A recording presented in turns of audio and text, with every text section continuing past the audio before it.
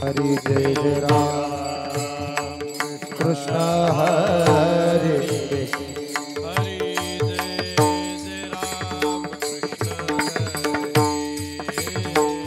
हरे जय जय राम कृष्ण हरे जय जय राम कृष्ण हरे जय जय राम कृष्ण हरे जय जय राम कृष्ण हरे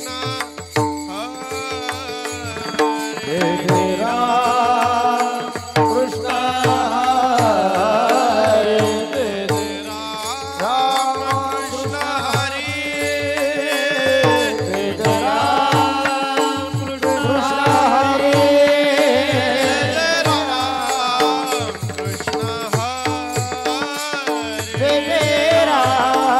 कृष्ण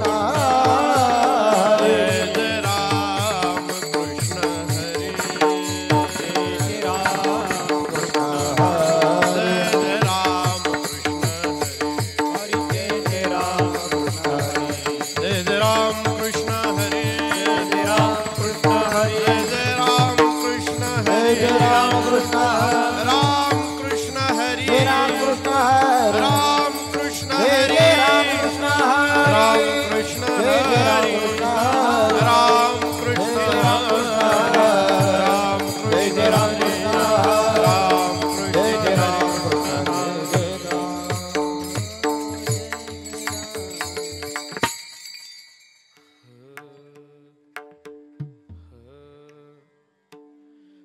रूप पाहता लोचनी रूप पाहता लोचनी रूप पाहता लोचनी रूप पाहता लोचनी रूप पाहता लोचनी रूप पाहता लोचनी लोचनी रूप पाहता लोचनी रूप पाहता लोचनी सुख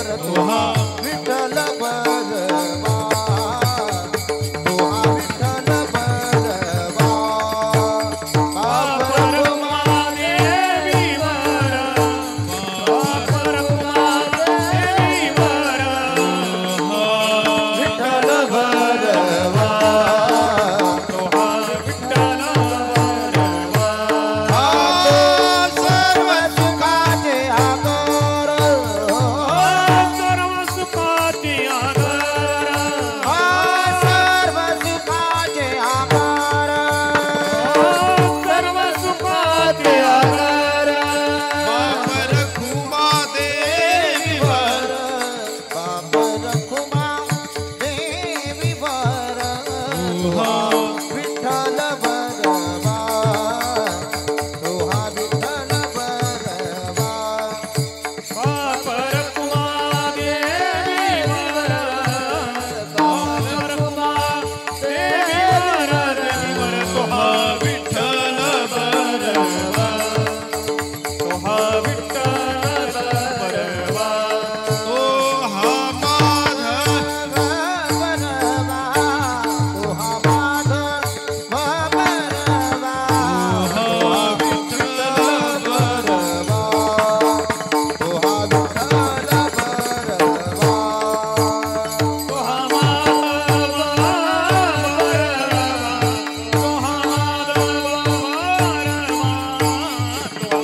विठ्ठल बरवा तुहा विठ्ठल बरवा जय जय राम कृष्ण हरी जय जय राम कृष्ण जय जय राम कृष्ण हरि जय जय राम कृष्ण जय जय राम कृष्ण हरि जय जय राम कृष्ण हरि राम कृष्ण हरि जय जय राम जय जय राम कृष्ण हरि जय जय राम कृष्ण राम कृष्ण हरि जय जय राम हरि जय जय राम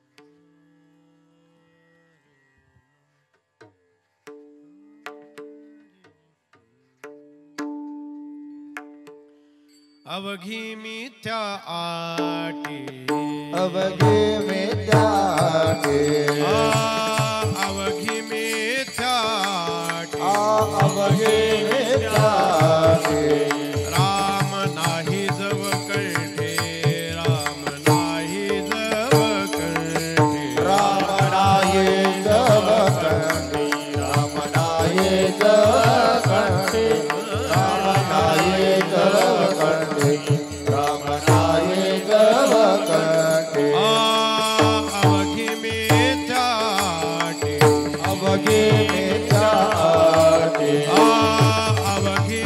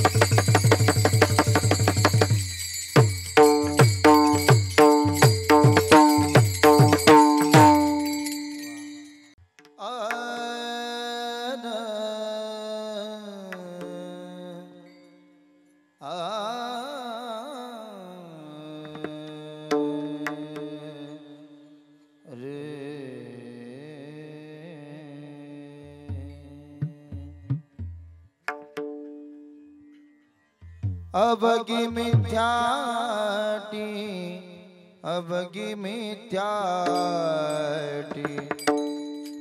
अवगी मिथ्याटी अवगी मिथ्याटी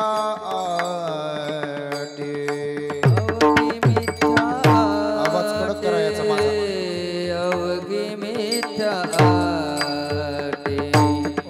अवघी मिथ्याटी अवघी मिथ्याटी अवगी मिथ्याटी अवगी मिथ्याटी अवगी मिथ्याटी अवगी मिथ्याटी अवगी मिथ्याटी अवघी मिथ्याटी अवघी मिथ्याटी अवघी मिथ्याटी अवघी मिथ्याटी राम नाही जबाकाटी राम नाही जबाकाटी सावधान सावधान सावधान सावधान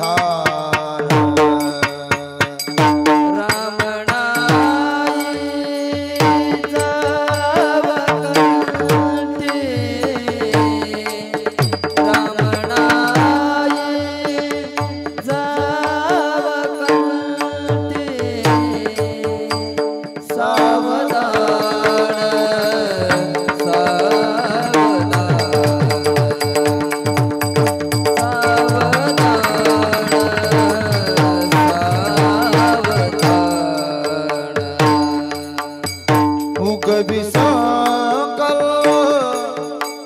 पिहे मना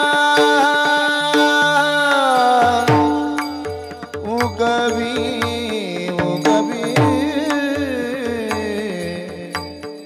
उगवी उगवी सकल पिहे मन उगवी उगवी उगवी उगवी संकल्पी है मन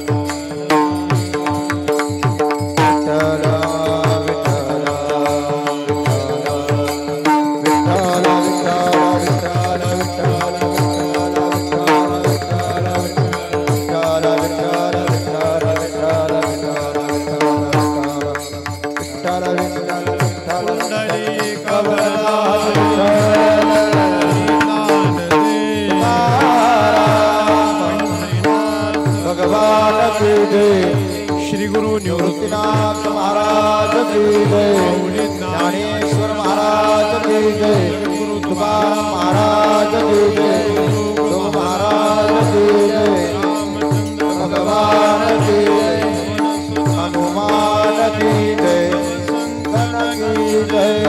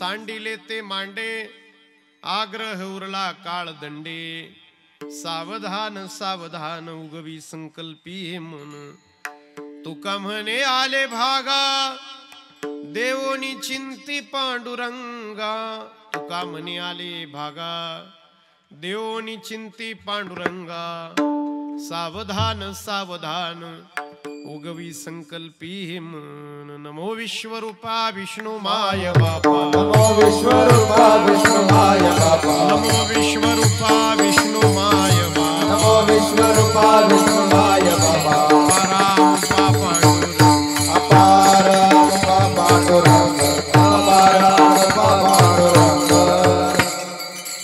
लोकाभिरामं रणरंगधीरं राजीवनेत्रं रघुवंशनाथं कारुण्यरूपं करुणाकरन्तं श्रीरामचन्द्रं शरणं प्रपद्ये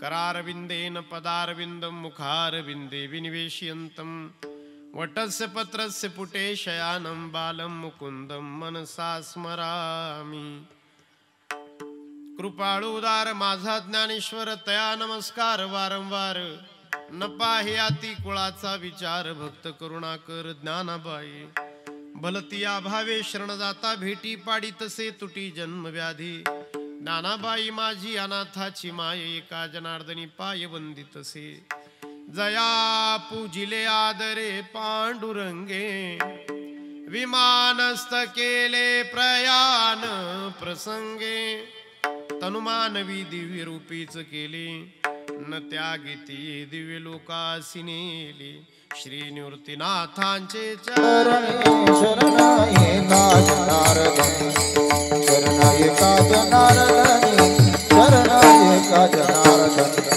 श्री निवृत्तीनाथांचे चरणे शरणाये का जनार्दनी शरणाये का जनार्दनी शरणाये का जनार्दनी श्री निवृत्तीनाथांचे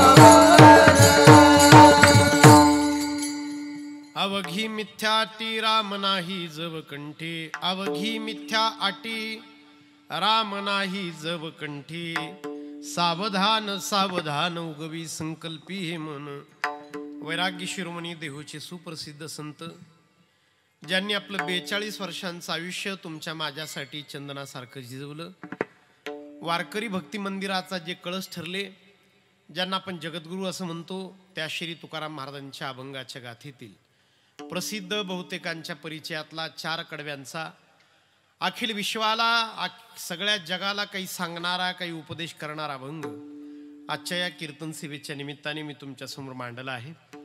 तुकाराम महाराज असं म्हणतात की हे माणसा तुझी तोपर्यंत सगळी तळमळ सगळी धावपळ व्यर्थ आहे जोपर्यंत तुझ्या कंठामध्ये राम नाही।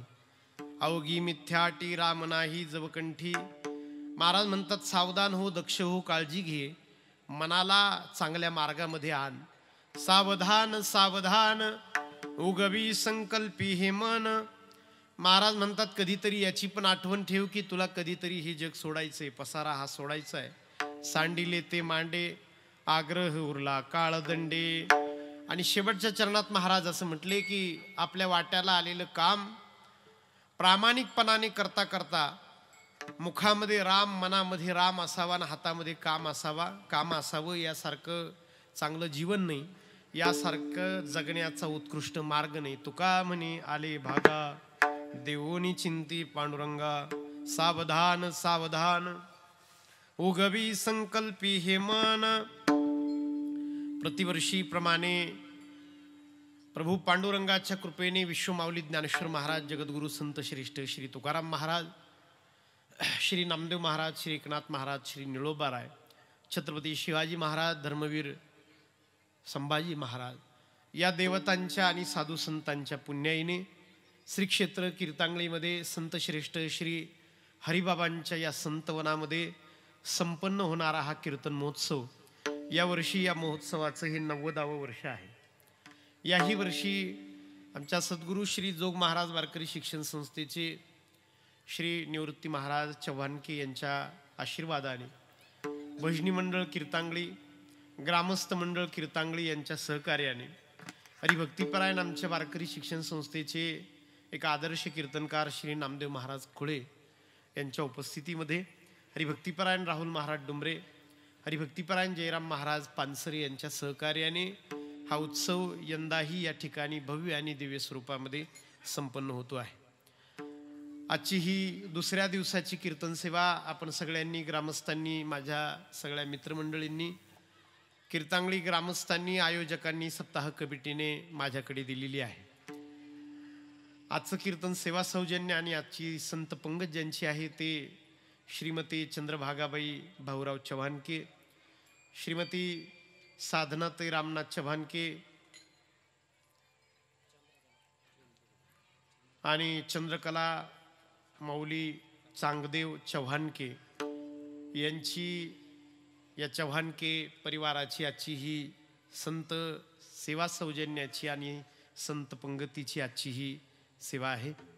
आपण सर्व पूर्वी बांधव माता भगिनी आजच्या या सेवेच्या निमित्ताने संत हरिबाबांच्या श्री संतवनामध्ये उपस्थित आहात. खूप गोड चाल या ठिकाणी ज्यांनी सादर केली, आदरणीय हरिभक्तीपरायण आमचे जीवलग मित्र श्री प्रकाशजी महाराज नाईकवाडे, आदरणीय हरिभक्तीपरायण मृदुंगावर श्री मृदुंगमणी मृदुंगभूषण श्री शंभू महाराज लाड, प्रकाश महाराजांना ज्यांनी साथ केली आदरणीय श्री गोपाल महाराज यांनी साथ केलेली आहे. सगळी परिसरातली कीर्तनकार मंडळी, गायनाचार्य मंडळी, आमची सगळी तरुण मित्रमंडळी, कीर्तांगलीची भजनी मंडळातली सगळी पोरं उपस्थित आहेत. दोन्ही चोपदार, विनेकरी, गावातली जण पोरं, ही सगळी गावातली सगळी ही बाल मित्रमंडळी, बाल भागवत ही सगळी मंडळी उपस्थित आहेत. खूप गोड ज्यांचा साऊंड आहे, उद्धव बाबांचे आवडते माईक सिस्टमवाले ते उद्धव महाराजांचे श्री रवी महाराज चौधरी हे उपस्थित आहेत. आपण सर्व पुरुष बांधव माता भगिनी, आपण जितका वेळ उरलाय आणि जशी हरिबाबा माझ्याकडून सेवा करून घेतील, हरिबाबा जशी बुद्धी देतील तशी सेवा मी त्यांच्या चरणी समर्पित करेन. विठ्ठल विठ्ठल.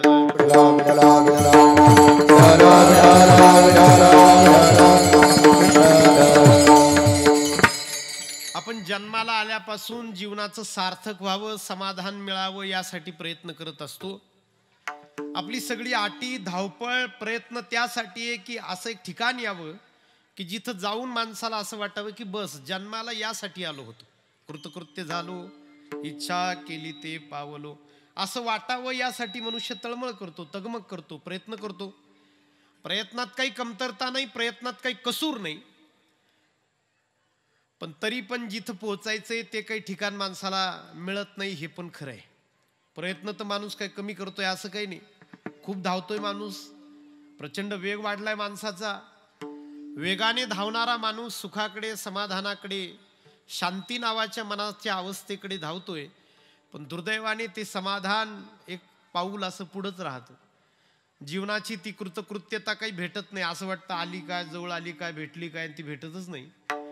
60 वर्षांची आपण झालो, 50 वर्षांची झालो, 40 वर्षांची झालो, 45 वर्षांची झालो, पण दुर्दैवाने असा एक दिवस उजाडत नाही की ज्या दिवशी असं वाटलं की बस यासाठी जन्माला आलो होतो गड्या, है की.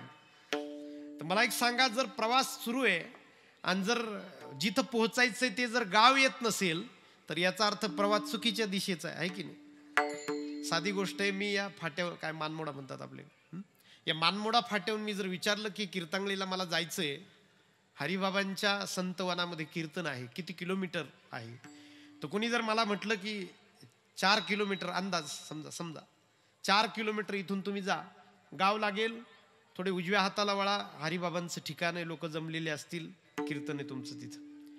गाडीच्या मीटरमध्ये लक्ष ठेवा, 4 किलोमीटर बरोबर. माझ्या गाडीच्या मीटरमध्ये जर 8 किलोमीटर उलटून गेले तरी पण जर कीर्तांगली नावाचं गावच नाही लागलं तर मी गाडी थांबवली पाहिजे का, दामटत ठेवायची, हाय वर डिझेल, चला हाय भरलेलं आहे, असं जमणार नाही. थांबवलं पाहिजे, गाडी थोडी कडेला घेतली पाहिजे, काचा उतरवल्या पाहिजे, जाणकाराला, माहितीगाराला, शहाण्याला विचारलं पाहिजे की का हो तसं काही कीर्तांगळी नावाचं गाव मला काही लागलंच नाही, ते तर 4 किलोमीटरला यायला पाहिजे होतं. मायबाप, हा जो नियम आपल्या गाडीच्या प्रवासाला आहे, हाच नियम आपल्या जीवनाच्याही प्रवासाला लागू नाही का? आपण जर सुखासाठी, समाधानासाठी, कृतकृत्यतेसाठी जर जीवनाची गाडी एवढी पळवतोय आणि त्याला जर कृतकृत्यता, समाधान, सुख नावाचं गाव, स्टेशन येतच नसेल तर जीवनाची पण गाडी थोडी डांबरीच्या खाली घेतली पाहिजे का नाही? तिथेही काचा थोड्या उतरवल्या पाहिजे, अहंकाराचा, आपल्या ॲटिट्यूडच्या थोड्या काचा उतरवल्या पाहिजे. जाणकाराला, माहितीगाराला विचारलं पाहिजे की का हो ते सुख म्हणतात ते गाव काही लागतच नाही काय, ते समाधान म्हणतात ते काही गाव लागतच नाही, निश्चिंतता म्हणतात ते काही गाव काही आलंच नाही. आणि भाग्यवान आहे महाराज आपण की ज्यांना विचारावं की सुख नावाचं गाव लागलं नाही, प्रवासात काय चूक झाली, असा तो जो रस्त्याच्या कडेला भेटणारा जाणकार आहे, माहितीगार आहे, तो महाराष्ट्रात आहे. आणि त्याला म्हणतात संत. विठ्ठल विठ्ठल विठ्ठल.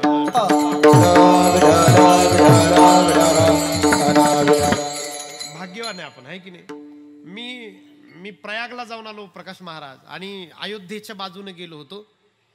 एक पाटी लावली होती सरकारने, उत्तर प्रदेश सरकारने कुंभामध्ये. आता पाटी अशी होती की देवभूमी उत्तर प्रदेश में आपका स्वागत है. देवाची भूमी उत्तर प्रदेशामध्ये तुमचं स्वागत आहे. बरोबर आहे. त्यांना अभिमान आहे की आमच्याकडे देवाची भूमी आहे. बरोबर आहे. काशी त्यांच्याकडे, अयोध्या, मथुरा, वृंदावन, बरसाना, गोकुळ, नंदगाव त्यांच्याकडे सगळं, प्रयाग त्यांच्याकडे, गोरखपूर, गोरक्षनाथांचं पीठ त्यांच्याकडे. त्यांना अभिमान आहे की आम्ही देवभूमीतली माणसं. मी म्हणतो तसा आपल्यालाही अभिमान पाहिजे की आपण संत भूमीतली माणसं, आपण महाराष्ट्रातली माणसं.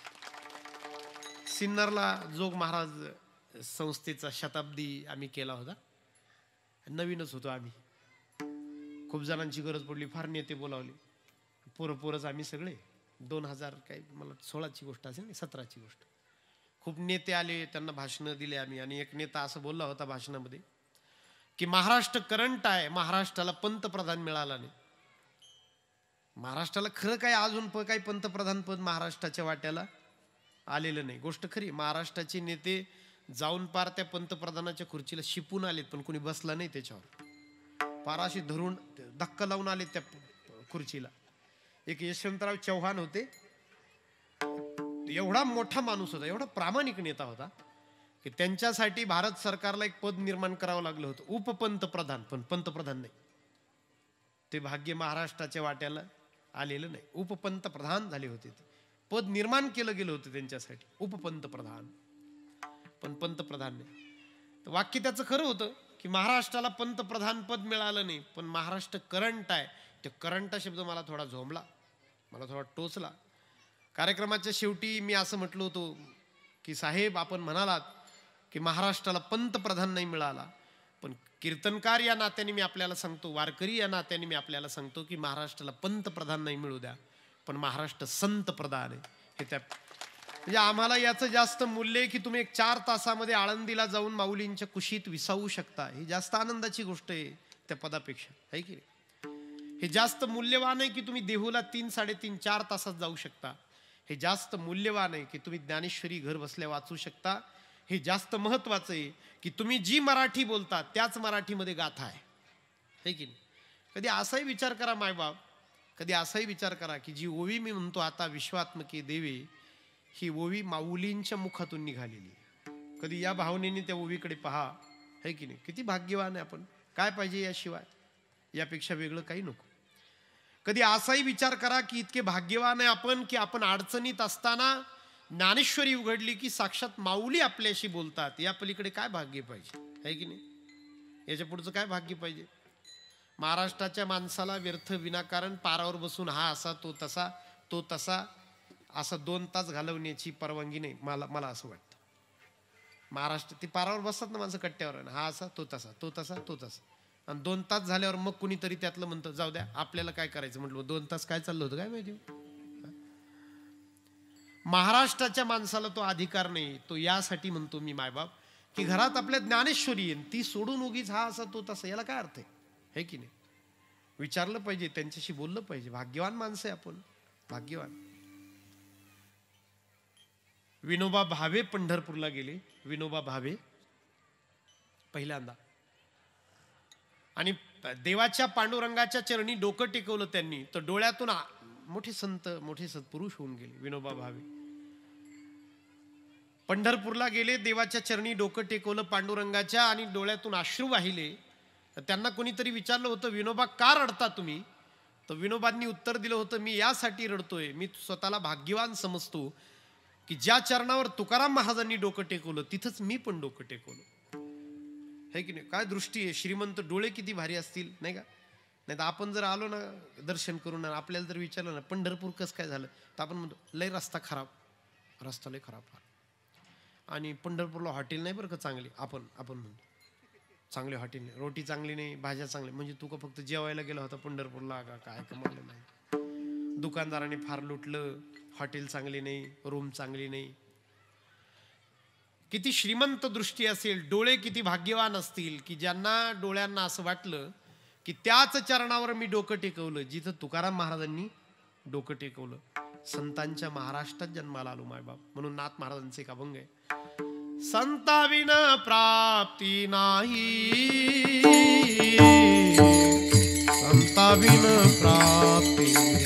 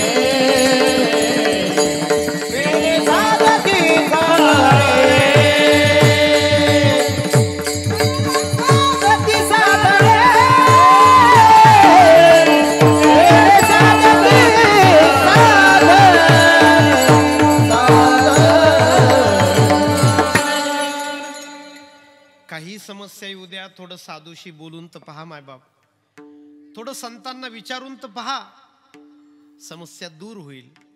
समस्या अशी आहे की सुख मिळत नाही, प्रवास खूप करतोय पण सुख नावाचं गाव काही येत नाही. काहीतरी प्रवासात मूलभूत चूक झाली आहे. आणि संतांशी जर बोललो आपण तर सगळ्या समस्यावर उत्तर मिळेल. ज्ञानेश्वरी वाचली पाहिजे, गाथा वाचला पाहिजे, है की नाही? त्या लोणीचे विठ्ठलराव विखे पाटील होते, लोणीचे पांडुरंगाचे वारकरी होते, गळ्यात माळ, कपाळावर बुक्का. स्वातंत्र्य सेनानी होते, गांधीजींचे मित्र होते. 2 वेळा तुरुंगवास भोगला होता इंग्रजांचा, मोठा माणूस. काय झालं, बागायत झालं या 2-5 तालुक्यामध्ये.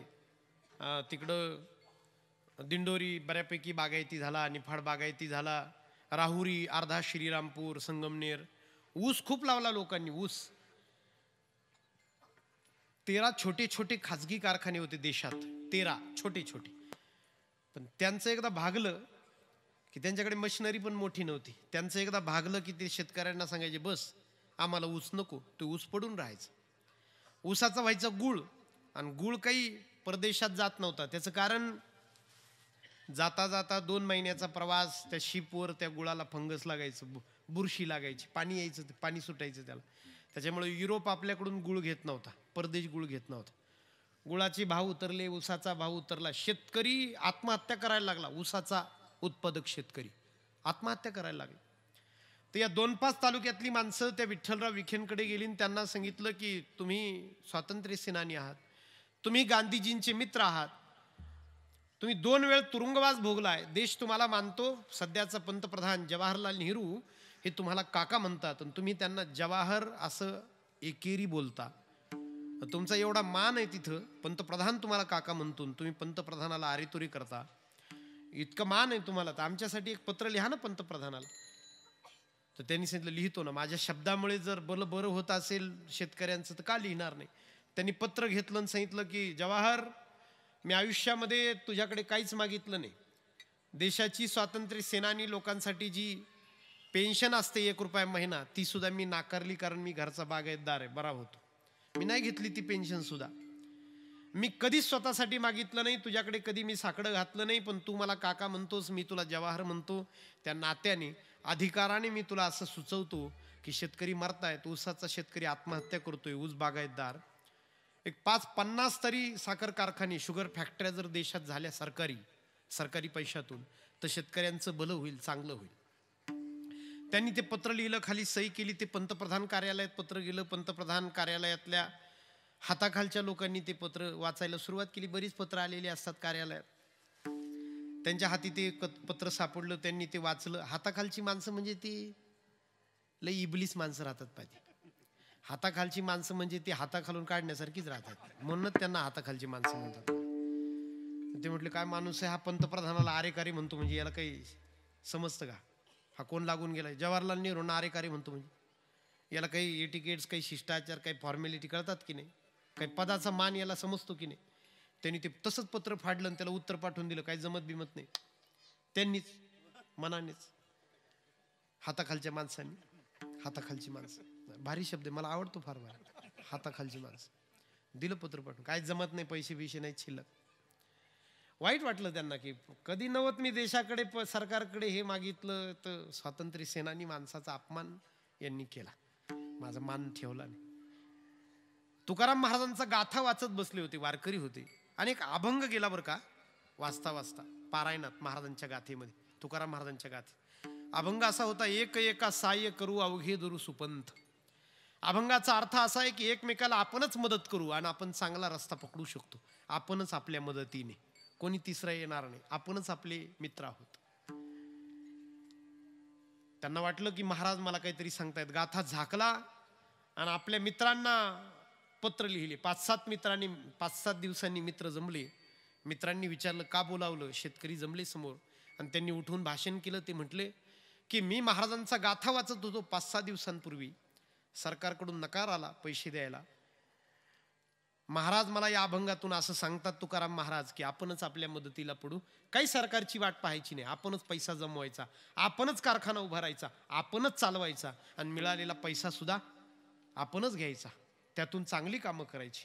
काय गरज आहे सरकारची, आपणच पैसा, आपलाच कारखाना, आपणच चालवायचा, फायदा सुद्धा आपणच घ्यायचा, आपल्यामध्ये इमानदारीत वाटून घ्यायचा आणि चांगली कामं करायची, काय सरकारकडे भीक मागण्याची गरज नाही. राग आला होता त्यांना त्या पत्राचा.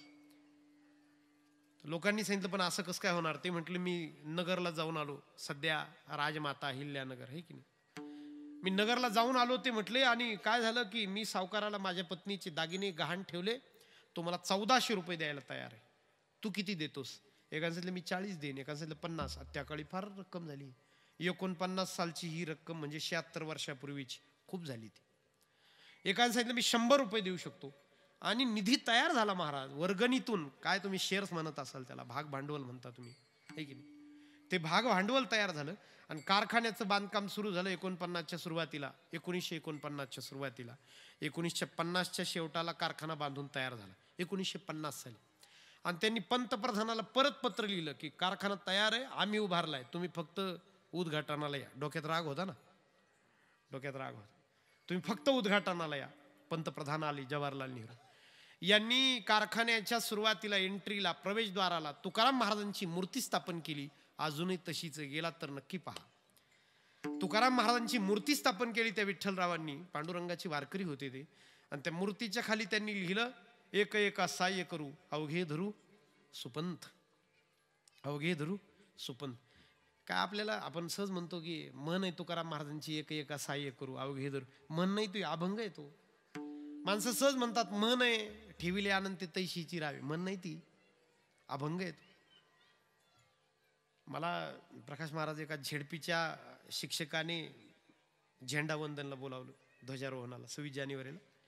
तर मी गेलो 4थी पर्यंतची शाळा आणि ध्वजारोहण झालं तर ते शिक्षक म्हटले की महाराज आमच्या पोरांपुढे थोडं भाषण करा. 4थीची पोरं, 4थी पर्यंतची पोरं. आम्ही शाळेच्या भिंतीकडे पाहिलं तर तिथं लिहिलं होतं सुविचार आणि खाली लिहिलं होतं दया क्षमा शांती तेथे तेथे देवाची वसती. तर मी भाषण करताना पोरांना 4थी पर्यंतची झेडपीची पोरं, इथलीच शाळा आपल्या परिसरातली. तर मी असं म्हटलं होतं की पोरांनो तुम्ही भाग्यवान आहे, तुमचे गुरुजी चांगला माणूस आहे, मास्तर तुमचे सर, त्यांनी तुकाराम महाराजांचा अभंग लिहिलाय भिंतीवर, दया क्षमा शांती तेथे देवाची वसती. तुकाराम महाराजांचा अभंग तुमच्या गुरुजींनी लिहिला म्हणजे तुमच्या गुरुजींचं संतांवर प्रेम आहे आणि असे गुरुजी तुम्हाला लागले, पोरांनो तुम्ही भाग्यवान आहे. असं म्हणून मी खाली बसलो तर ते गुरुजी माझ्या शेजारी बसले होते. त्यांनी मला कानात सांगितलं महाराज मी 58 वर्षाचे पण मलाच माहिती नव्हतं हा अभंग आहे म्हणून. म्हटलं असू दे असू दे, कसं काय पण तुम्ही लिहिला ना, कोणत्या तरी आहे की नाही, तुम्ही अभंगच लिहिला ना, तुम्हाला जरी माहिती नसेल तरी तुम्ही, तसं आपल्याला माहिती नसतं की एक एका सहाय्य करू अवघे धरू सुपंथ, हा अभंग आहे. अभंग आहे तो. ज्ञानदीप लावू जगी हे कुठल्या तरी शाळेचं घोषवाक्य असतं, महाविद्यालयाचं कुठल्या तरी संस्थेचं. तर ते सुद्धा नामदेवरायांचा अभंग आहे तो, नाचू कीर्तनाचे रंगी ज्ञानदीप लावू जगी. कुठल्या तरी शैक्षणिक संस्थेचं ते असा हात आणि ती ज्योत असते आणि ज्ञानदीप लावू जगी, तो सुद्धा नामदेवरायांचा अभंग आहे, नाचू कीर्तनाची रंगी ज्ञानदीप लावू जगी. त्यांनी त्या विठ्ठलरावांनी तुकाराम महाराजांची मूर्ती स्थापन केली, खाली शब्द लिहिले एक एका सहाय्य करू अवघे धरू सुपंत. पंतप्रधान आले, त्यांनी हातामध्ये हार दिला आणि म्हटले की घाला हार. त्या पंतप्रधानांनी हातात हार घेतला आणि विचारलं हे कोण आहेत. त्या विठ्ठलरावांनी उत्तर दिलं हे आमचे मायबाप आहेत, हे तुकाराम महाराज आहेत. तर त्यांनी विचारलं होतं ते ठीक आहे पण हे खाली काय लिहिलं मला कळेल का, मराठीत हे काय आहे. तर विठ्ठलरावांनी पंतप्रधानांना उत्तर दिलं होतं पंतप्रधान तुम्हाला ते कळणार नाही, ते मराठीत आहे, पण इतकंच सांगतो की ही ती ओळ आहे की ज्या ओळीने हा अख्खा कारखाना उभा केलाय. ही ती ओळ आहे ज्या ओळीने हा अख्खा कारखाना उभा केलाय. कधीतरी बोलून तर पाहावं महाराज माणसाने, हे की संतांशी सगळं संपलं असं जेव्हा, आणि एवढ्या मोठ्या अडचणी आपल्याला आयुष्यात येत नाहीत. पहा काय येतात एवढ्या डायरेक्ट कारखाना बिरखाना असं एवढ्या मोठ्या अडचणी येतात आपल्या अडचणी म्हणजे फार तर कीर्तनाला गेलो चप्पल गेली बा चोरीला, आहे की नाही, लईच लई मोठी अडचण. इतक्या मोठ्या अडचणी नाहीत महाराज. तर तेवढ्या मोठ्या अडचणी जर सुटतात तर तुमच्या आमच्या अडचणी किरकोळ आहेत, बोलून तर पाहावं. तुकाराम महाराजांचं एवढ्या अडचणींना भरलेलं आयुष्य पण ज्ञानेश्वरीने गीतेने आनंदी बनवलं. महाराज म्हणतात आनंदाचे डोही आनंद तरंग, आनंदची अंग आनंदची अंग, आनंदाचे आनंदाचे डोही आनंद तरंग, गर्भाचे आवडे मातेचा डोहरा, गर्भाचे आवडे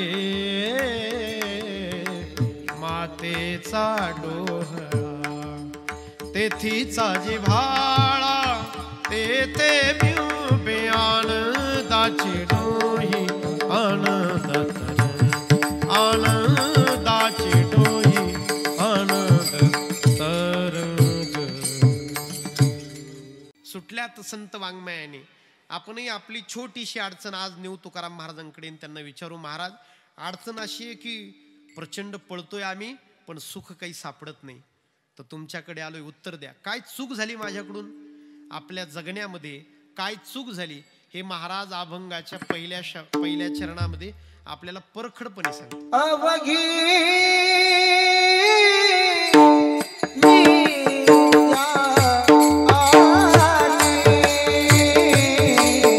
अवघी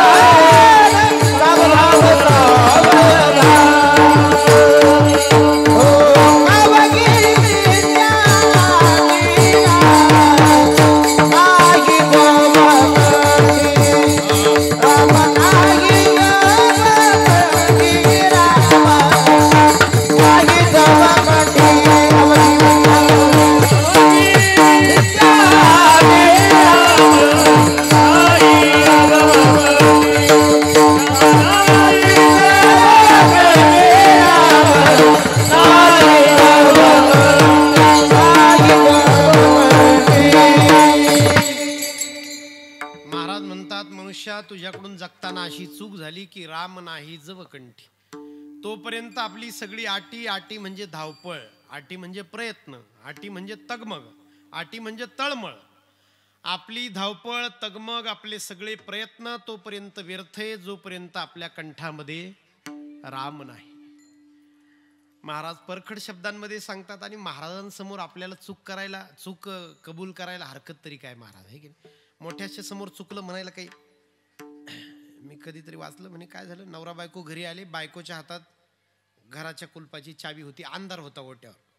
बायकोने ती चावी घेतली, कुलपात टाकली, ती फिरव असं उघडे ना, ते अंधार होता. नवऱ्याने काय केलं, मोबाईल काढला, बॅटरी टॉर्च चालू केली आणि उजेड धरला. तर तिने त्याच्यात ते कुलपात ती चावी टाकून फिरव 15-20 मिनिटं झाली, उघडेनाच.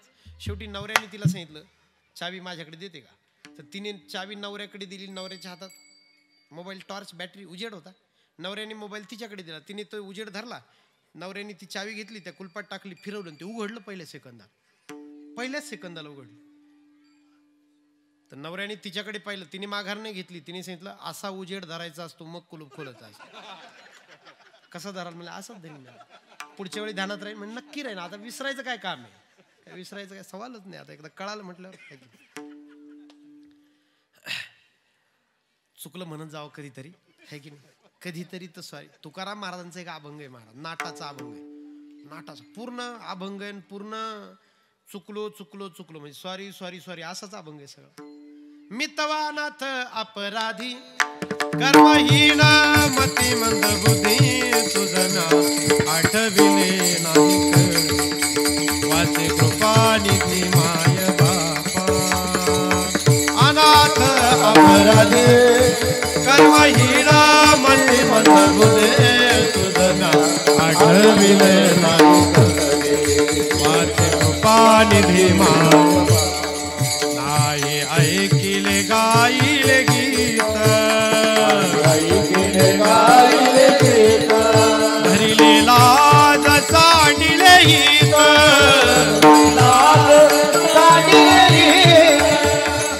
नावडे पुराण बैसले संत केली बहुत परनिदा. नाही केला करविला परोपकार नाही दयाली पीडिता पर करू नये तो केला व्यापार. वाहिला भार कुटुंबाचा नाही ऐकिले गाईले गीत धरिली लाज सांडिले हित. नावडे पुराण बैसले संत केले बहुत परनिदा. संत म्हणतात की तुझी अशी एक चूक झाली की तुझ्याकडून राम नाम वगळून बाकी गोष्टींचा पसारा झाला, तुझ्याकडून उभा झाला, पण आपल्या पसाऱ्याला जर राम नामाची साथ नसेल तर आपला सगळा पसारा व्यर्थ आहे. चांगलं जगावं माणसाने, घरदार असावं, गाडी बंगला सगळं छान असावं, फक्त या सगळ्या आपल्या पसाऱ्याला, या आपल्या आटीला रामनामाची सोबत असावी, नाही तर व्यर्थ आहे सगळं, आहे की नाही? सगळं केव्हा शोभिवंत होतं माहिती आहे? जेव्हा त्याला अध्यात्माचा स्पर्श असेल, अध्यात्माचा टच असेल, अध्यात्माची त्याला जोड असेल. अथेन्स नावाची नगरी आहे युरोपामध्ये, आणि मॅसिडोनिया नावाचं राज्य आहे, ग्रीस नावाचा देश आहे. तिथून 22 वर्षांचा पोरगा जग जिंकायला निघाला. त्याचं नाव सिकंदर, अलेक्झांडर दी ग्रेट म्हणतो आपण. तर तो जेव्हा निघाला वयाच्या 22व्या वर्षी, तेव्हा बायकोला भेटला, आणि त्याच्या बायकोचं नाव होतं कार्नेली. अप्रतिम देखणी सुंदर मुलगी होती, पत्नी राणी. तिला विचारलं, मी जग जिंकायला निघालो, मी काय आणू तुझ्यासाठी? तेव्हा तिने सांगितलं, तुम्ही परत याल तर माझ्यासाठी दागिने आणा. बाई माणूस स्वाभाविक आहे, सोन्यात जीव अडकलेला राहतो बाई माणसात. 2 सोन्यामध्ये, एक तर तिचा सोन्या, लेकरू तिचं, आणि एक गळ्यातलं सोनं. आई जवळ गेला, आईला विचारलं, आई मी जग जिंकायला निघालो, काय आणू तुझ्यासाठी? तर आईने सांगितलं होतं, बाळा तू भारतातून येताना मला तिथून पवित्र गंगा नदीचं पाणी आण, होली वॉटर, पवित्र पाणी. तो त्याच्या गुरुबंधू जवळ गेला. त्याच्या गुरुबंधूचं नाव होतं अरस्तू, एरिस्टॉटल, तत्वज्ञ होता, मोठा संत होता. त्या अरिस्टॉटलला त्यांनी विचारलं, मित्रा मी जग जिंकायला निघालो, काय आणू? तर त्या अरस्तूने सांगितलं होतं, तू परत येताना माझ्यासाठी भगवद्गीता नावाचा ग्रंथ आण. म्हटलं ठीक आहे. सगळ्यात शेवटी तो त्याच्या गुरुजवळ गेला. त्याच्या गुरुचं नाव होतं सुकरात, सॉक्रेटिस. तोही संत होता मोठा, सॉक्रेटिस. त्याला विचारलं त्या सिकंदरने, अलेक्झांडर दी ग्रेट नावाच्या 22 वर्षांच्या पोराने, की गुरुजी मी जग जिंकायला निघालो, काय आणू तुमच्यासाठी? त्या 22 वर्षाच्या पोराला गुरूंनी सांगितलं होतं, माझ्यासाठी काहीच नको आणू, पण तू जग जिंकता जिंकता एखादा साधू संन्यासी महात्मा तुला भारतात भेटला की त्याचा संगकार, अध्यात्माची जोड तुझ्या त्या इतक्या पसाऱ्याला असू दे. ठीक आहे महाराज. निघाला, 22चा होता तो. जग जिंकता जिंकता 62चा झाला. दाढी पांढरी झाली. 22 ते 62 है की नाही? आपली दाढी पांढरी झाली म्हणजे जग जिंकता जिंकता झाली ती, है की नाही? काय त्यालाच हसायचं कारण नाही. आपणही म्हातारी कशी झालो? जग जिंकण्याच्या ना, आपलं उलट जग छोटं राहतं. 2000 फीटचा बंगला, 4 किलोमीटरची पाईपलाईन, आपलं जग उलट छोटं राहतं. त्याचं तर मोठं होतं. वयाच्या 22व्या वर्षी निघाला, 62व्या वर्षी जग पूर्ण झालं जिंकून. जेव्हा परत निघाला मायबाप तो त्याच्या नगरीला, त्याच्या जन्म गावी अथेन्सला, 62 वर्षांचा होता. दाढी पांढरी झाली होती. त्याची 20 वर्षांची कार्नेलिया नावाची पत्नी 60 वर्षांची झाली होती. त्याची वाट पाहता पाहता तो जेव्हा परत निघाला तेव्हा जगप्रसिद्ध एक वाळवंट आहे, सहारा नावाचं. खूप मोठं वाळवंट आहे, 5 देशांमध्ये पसरलेलं वाळवंट आहे. 1000 किलोमीटर फक्त वाळू आहे. मुक्काम होता त्याचा पेरू नावाचा देश आहे, पेरू. आणि त्या पेरू नावाच्या देशामध्ये त्याचा मुक्काम होता. अचानक रात्री 2 वाजता तो झोपलेला असताना शत्रूचा हल्ला झाला, आणि ते जे शिंग असतं म्हणजे इमर्जन्सी म्हणून ते शिंग त्याने वाजवलं एका माणसाने, की आता जीव धोक्यात आहे आपला. त्याने ती शिंग ऐकलं आणि ती इशारत होती ती की आता आपण धोक्यात आहे. त्याला वाटलं की अरे काय सापडलो आपण वाळवंटात. त्याने तलवार घेतली, तंबूची मागची भिंत कापडी, उडी मारली, पळत सुटला एकटाच. वाचला, पण सकाळी सैन्य कुठे ना आपण कुठे तपासच लागेल ना त्याला. 9 वाजले, 12 वाजले, संध्याकाळचे 6 वाजले, त्याच्या लक्षात येईनाच की सैन्य कुठे ना आपण कुठे. पाणी मिळेना, वाळवंट, झाड मिळेना, वाळवंट. निवडुंग सोडून दुसरं झाड नाही, नदी नाही, तळ नाही. आणि त्यांनी त्याच्या चरित्रात लिहिलंय, घडलेलं आहे, सत्य इतिहास आहे, त्याचं आत्मचरित्र आहे सिकंदराचं. जगत जेता, जग अख्खं मालकीचं त्याच्या, पण पाणी मिळेना. 6 वाजले संध्याकाळची. देवाशी भांडायला लागला, वा रे देवा, काय नशीब लिहिलंच नाही का? जगत जे त्याला वाळवंटात तडफडून मारणार वाटतं तू. देवा असं कुठं नशीब लिहित असतात का रे? जगत जे त्याचं नशीब, आणि वाळवंटात पाण्याविना मारणार का तू मला? देवा. देवाशी भांडत होता. एवढ्यात एक फकीर त्याला भेटला, साधू फकीर महात्मा आहे की नाही. पळत पळत आला आणि त्या साधूच्या पाया पडला. महाराज, ओ महाराज, तुमच्या कमंडलूमध्ये पाणी आहे का? द्या ना. त्या फकीराने सांगितलं, एक वाटीभर शिल्लक आहे, द्या ना मग महाराज, उपकार होते. त्या फकीराने तो कमंडलू दिला, याने तो घेतला. पाणी प्यायला सुरुवात करणार, एवढ्यात याच्यातला अहंकार, राजेपणा जागा झाला. जरा याला वाटलं काय राजा मीन काय मागतो तर पाणी मागतो, आणि कोणाकडे मागतो तर फकीराकडे मागतो. म्हटले महाराज मी काय फुकट घेणार नाही, माझं सैन्य सापडलं का 100 सोन्याची नाणी मी तुम्हाला देऊन टाकीन. त्या फकीराने दिलेला कमंडलू हिसकावून घेतला आणि सांगितलं 100त परवडत नाही. पैशाची गुरमी माणसाला महागात पडते. एक वाक्य सांगतो, आठवणीत ठेवा. पैशासारखी चांगली गोष्टच नाही महाराज, पण पैशाच्या गुरमीसारखी वाईट गोष्ट नाही. परत सांगा, पैशासारखी चांगली गोष्ट आहे. पंगत द्यायची म्हटल्यावर काय लागतो, सप्ताह करायचं म्हटल्यावर काय लागतो, वारी करायची म्हटल्यावर काय लागतो. तुम्ही जर वारीत निघालात ना 5,000 रुपये लागतं खिशात. 5,000 रुपये कमीत कमी. पंढरपूरला 5,000 पायी वारीला, म्हणजे तो जिंडीत जेवतो त्याला 5,000 रुपये लागतात. वडेन मिसळ खाणाऱ्याला 5,000 पण पुरत नाही. तो गोंगड्या आणि बांगड्या आणि जीसीबी आणणाऱ्याला 5,000 नाही पुरत. वारी करायची म्हटल्यावर काय लागतं, पैसा लागतो. पंगत द्यायची. पैशासारखी चांगली गोष्टच नाही महाराज. हा पण मला हेही सांगायचं आहे की पैशाच्या गुरमीसारखी वाईट गोष्टच नाही या जगामध्ये. दिलं होतं तर गुपचूप प्यायचं का नाही. म्हटले मी 100 देईन सोन्याची नाणी. त्या फकीराने सांगितलं 100 मध्ये परवडत नाही, 1000 घ्या, नाही परवडत. 1,00,000 घ्या, नाही परवडत. महाराज काय असं करता हो, मला पाण्याची गरज आहे तुम्ही म्हणता परवड. म्हणले नाही परवडत, वस्तू माझी आहे, मला नाही परवडत. ज्याची वस्तू आहे तो भाव करतो ना. शेतकरी वगळून, शेतकरी सोडून, ज्याची वस्तू आहे तो भाव करतो. माझी वस्तू आहे, भाव मी करणार, मला नाही परवडत.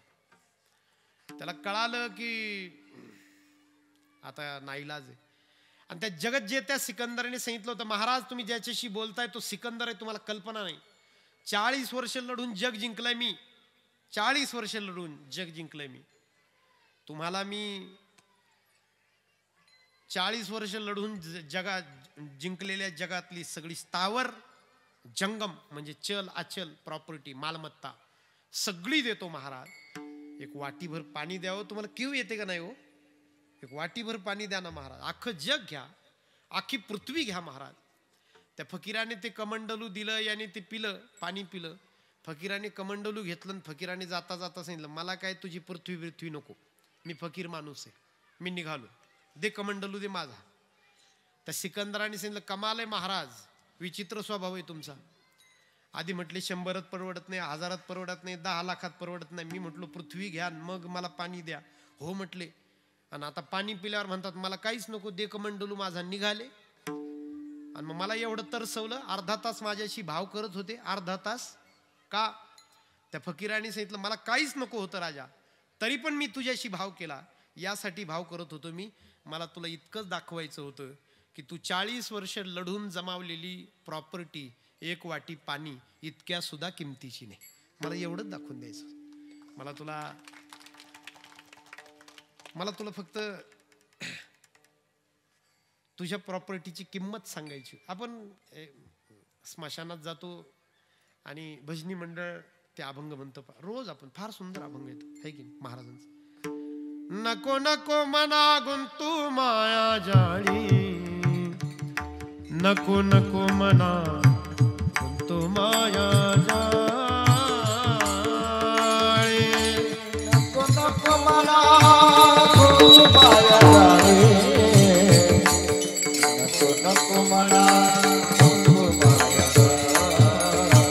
हा नको नको मना गुंतू माया जाळी. काळाला जवळी ग्रासावया, काळाला जवळी ग्रासावया, काळाला जवळी ग्रासावया, काळाला जवळी ग्रासावया. काळाची उडी पडेल देवा, काळाची उडी पडेल देवा, काळाची काळाची उडी पडेल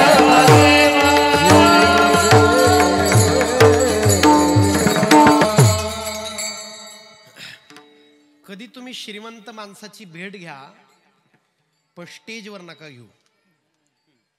त्याच्या शेवटच्या काळातल्या त्याच्या हॉस्पिटलच्या बेडवर घ्या, हे की नाही. तुम्हाला हा अभंग दिसेल तिथे. अवघी मिथ्या आटी. शब्द सोपे आहेत. अवघी म्हणजे सगळं, मिथ्या म्हणजे खोटं, आटी म्हणजे प्रयत्न. तोपर्यंत तुझे सगळे प्रयत्न व्यर्थ आहेत जोपर्यंत तुझ्या प्रयत्नाला, तुझ्या प्रपंचाला रामनामाची जोड नाही. राम नाही जब कंठी. एका 15 वर्ष आमदार असलेल्या माणसाला मी भेटायला गेलो. मला त्यांच्या भावाचा फोन आला की साहेब तुमची आठवण काढतायत, शेवटचा काळ आहे त्यांचा, भेटून या. मी गेलो त्यांना भेटायला.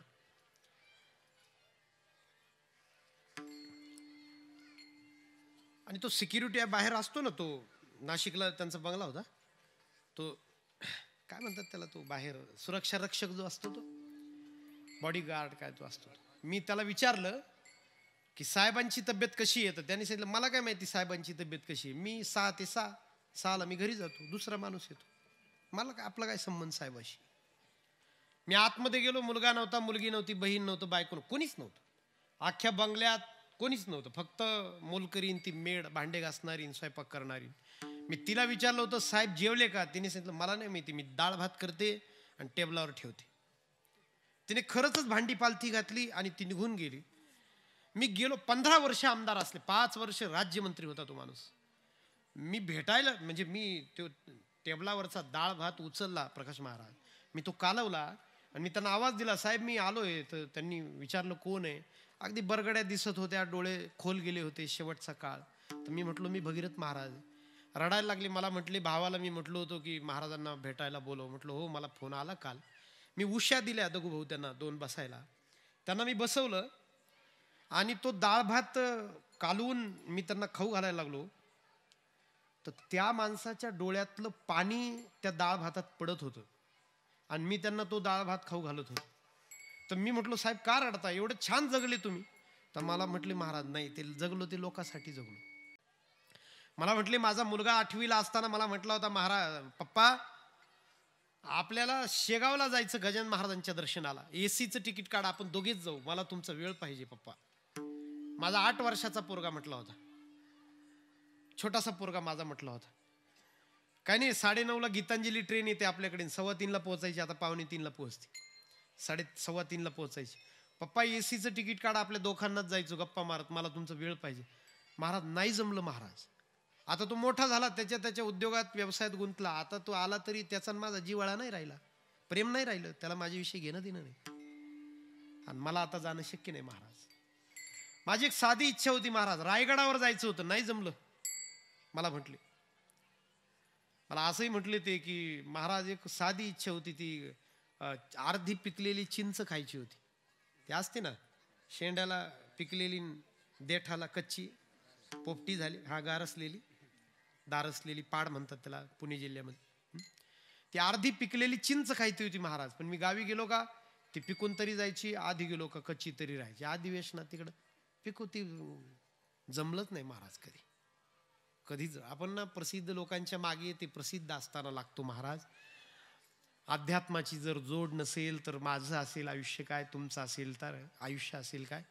या ओळी आपल्याला नक्की भेटायला येतील. सगळं व्यर्थ आहे. अवघी मिथ्या आटी कुठपर्यंत, जोपर्यंत राम कंठात नाही तोपर्यंत. म्हणून आपल्या कामाला रामाची जोड नक्की असू द्या. आले बागा ते करीतो, आले बागा ते करीतो, आले बागा ते करीतो, आले बागा ते करीतो, तुझे नाम उच्चारितो, तुझे नाम उच्चारितो. आले बागा ते करीतो, आले बागा ते करीतो, तुझे नाम तुझे नाम आले बागा ते करीतो, आले बागा ते करीतो, आले बागा ते करीतो,